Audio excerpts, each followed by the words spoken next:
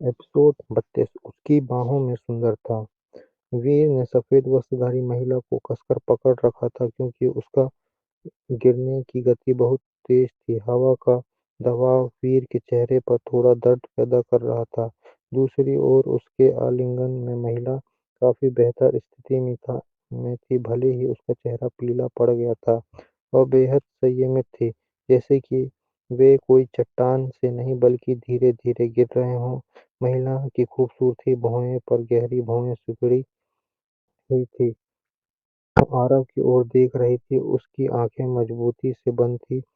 इस समय दोनों एक दूसरे को मजबूती से थामे हुए थे, खासकर वीर जो सच में डर रहा था कहीं महिला नीचे ना गिर जाए, इसलिए उसने हाथ महिला के कमर के चारों ओर कसकर रखे थे, जिससे उसके बीच में कोई गैप नहीं था। भले ही यह एक विशेष स्थिति थी, महिला अभी भी थोड़ी असहज महसूस कर रही थी। वीर के लिए भले ही उसने आलिंगन में सुंदर महिला थी, लेकिन वह इन सब बातों के बारे में सोचने की स्थिति में कैसे हो सकता था।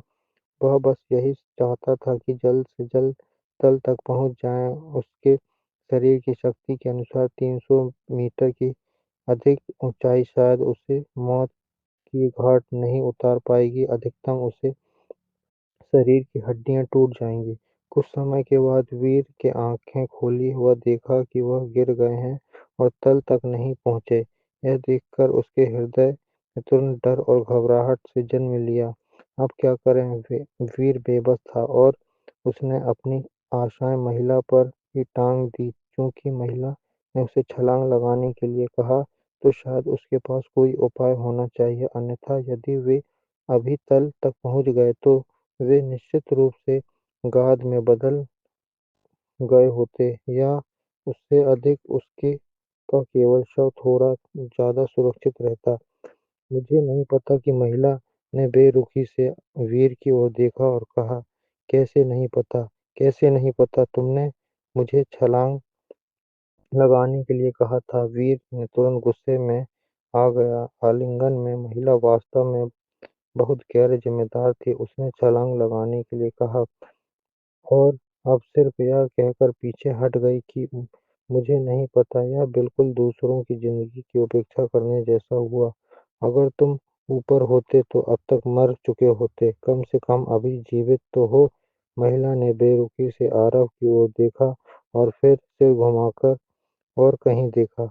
वीर मौन रह गया। भले ही वे शब्द पूरी तरह से तर्कहीन थे, लेकिन उसे मानना पड़ा कि महिला की बातों में कुछ तो दम था।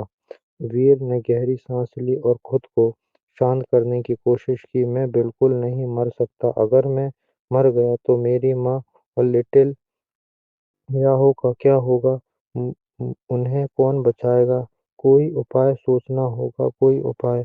हम क्या हो रहा है? अचानक वीर की आंखें खुली। उसने कहा, मेरे शहर की मेरे शरीर की गहरी ऊर्जा, प्रोफाउंड एनर्जी क्यों गायब हो रही है? अरे यह अब पूरी तरह गायब हो गई। महिला ने बेरुखी से कहा, डेथ एबिस में रहस्यमय शक्ति है, जो कोई भी नीचे उतरेगा उसकी साधना खत्म हो जाएगी, वह सामान्य इंसान बन जाएगा।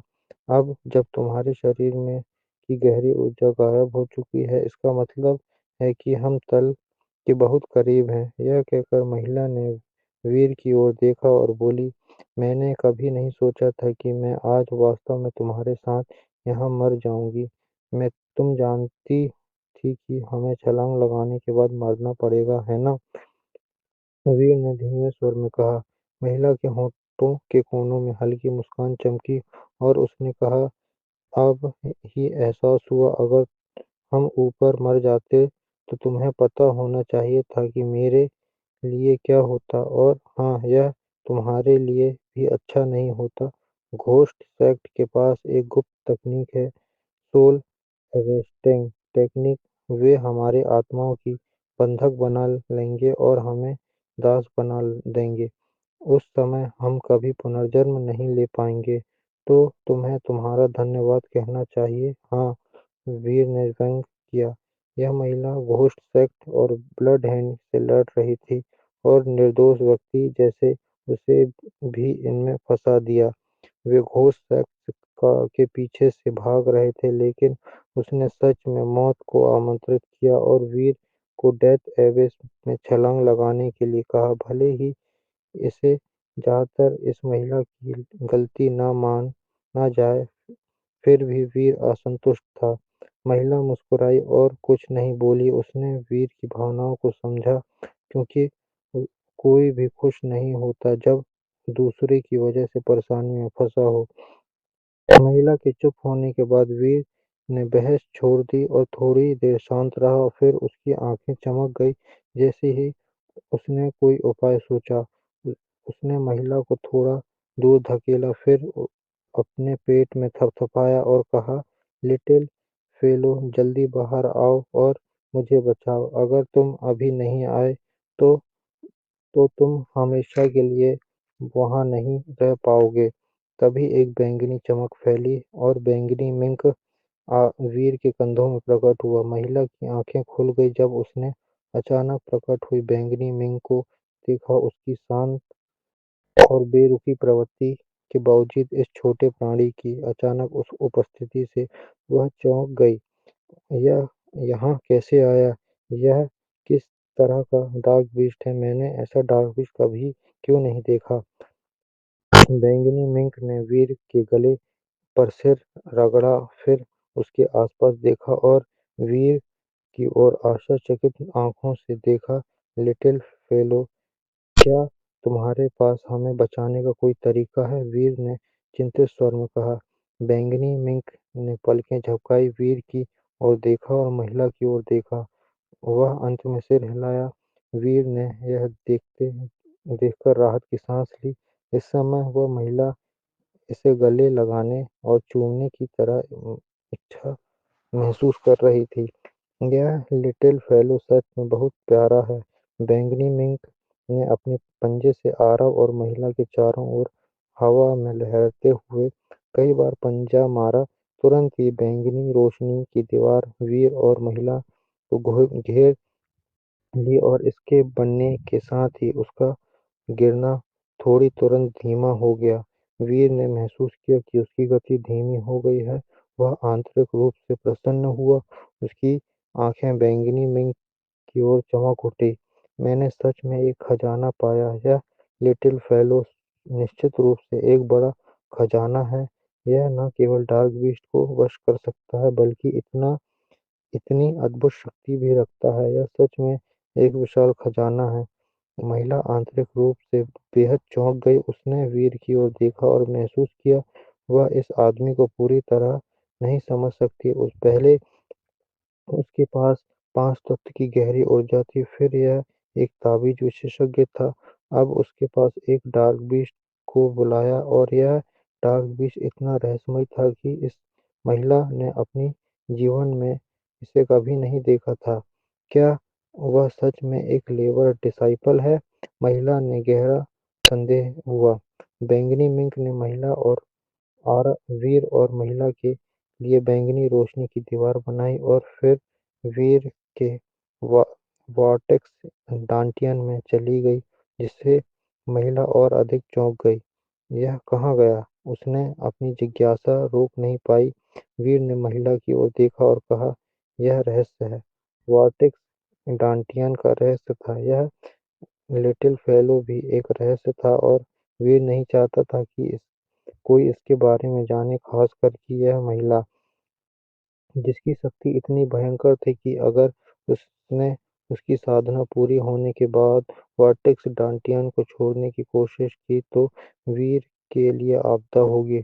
ओह! महिला ने कहा। इसके बाद वह बेहद समझदार बन गई और पूछना बंद कर दिया। हर किसी के पास अपने रहस्य होते हैं और वह इसे समझ गई। अब गिरने और गाद में बदलने की चिंता नहीं थी। वीर का मन सक्रिय हो गया, क्योंकि एक सुंदर महिला उसके आलिंगन में थी और वह एक सामान्य पुरुष था। इसलिए स्वाभाविक रूप से उसके शरीर में कुछ असामान्य प्रतिक्रियाएं उत्पन्न हुई। महिला तो बेहद सुंदर थी और यह कहा जा सकता है कि उसके जीवन में सब अब तक जितनी भी सुंदर महिलाएं देखी, वह उनमें सबसे सुंदर थी। वीर को लगा वह बेहद गर्वीली महिला है। सामान्यतः समय में वीर कभी भी अपनी सोच इस महिला पर केंद्रित नहीं करता, लेकिन अब जब वे एक दूसरे को कसकर थामे हुए थे, भले ही उसके मन में कोई अश्लील विचार न था, उसका शरीर प्रतिक्रिया दे रहा था। महिला ने असामान्यता महसूस की और उसका चेहरा ठंडा हो गया। उसने वीर की ओर देखा, गहरी आवाज में कहा, क्या तुम मरना चाहते हो? भले ही केवल यह वाक्य था, महिला में जबरदस्त और प्रभावशाली आभा थी और उसमें हल्का-सा हत्या का इरादा भी झलक रहा था। वीर ने महसूस किया, उसका मस्तिष्क थोड़ा झुनझुना गया है। उसने जल्दी से कहा, आवेग में मत आओ, मेरा तुम्हारा अपमान करने का कोई इरादा नहीं है। यह पूरी तरह से प्राकृतिक क्रिया है। वास्तव में हम एक ही नाव में हैं, हमें एक-दूसरे के साथ सहयोग करना चाहिए। हम बिल्कुल भी आपसी संघर्ष में नहीं पड़ सकते। महिला ने कुछ नहीं कहा, बस वीर की ओर देखती रही। वीर को लज्जित मुस्कान के साथ कहा, हमारा भविष्य कभी अनिश्चित है, तो मैं ऐसे विचार कैसे कर सकता हूँ? यह सच में मैंने ऐसा जानबूझकर नहीं किया। यह मेरे शरीर की स्वाभाविक प्रतिक्रिया है कि तुम मुझे तुम्हें पता होना चाहिए। वीर ने यह सब सुनिश्चित करना पड़ा, भले ही महिला ने अपनी साधना खो दी थी। वह यह नहीं मान सकता था कि उसके पास कोई अन्य हथियार नहीं है, और जैसा उसने कहा, वे दोनों एक ही नाव में हैं और एक छोटी-सी गलतफहमी के कारण अब आपसी संघर्ष नहीं करना चाहिए। महिला ने थोड़ी देर वीर की ओर देखा, फिर किसी अन्य दिशा में देखने लगी, यह महसूस करते हुए कि वीर ने सच कहा था। वीर ने राहत की सांस ली। इस महिला की साधनाशील हो गई थी, फिर भी उसकी दृष्टि प्रभावशाली आभा इतनी तेज थी कि अपेक्षित रूप से एक विशेषज्ञ। उस शर्मनाक दृश्य के बाद दोनों ने एक दूसरे को एक शब्द नहीं कहा, केवल सांस लेने की आवाज गूंज रही थी। बैंगनी रोशनी के दीवार के अंदर वातावरण थोड़ा गंभीर हो गया। कुछ समय बाद वीर ने अचानक आंखें खोली और उसके अत्यंत स्पष्ट उत्साह और आनंद था, क्योंकि उसके पैर ठोस जमीन को छू रहे थे। वे तल पर पहुंच चुके थे। साथ ही सफेद वस्त्रधारी महिला ने भी अपनी आंखें खोली। दोनों ने एक दूसरे को देखा, फिर उनकी दृष्टि तुरंत हटी और बैंगनी रोशनी की दीवार के पार दूर की ओर बढ़ी। जैसे ही उन्होंने तल और दूरी में स्थित देखी, उन्होंने तुरंत गंभीर हो गए। वे क्या देख रहे हैं?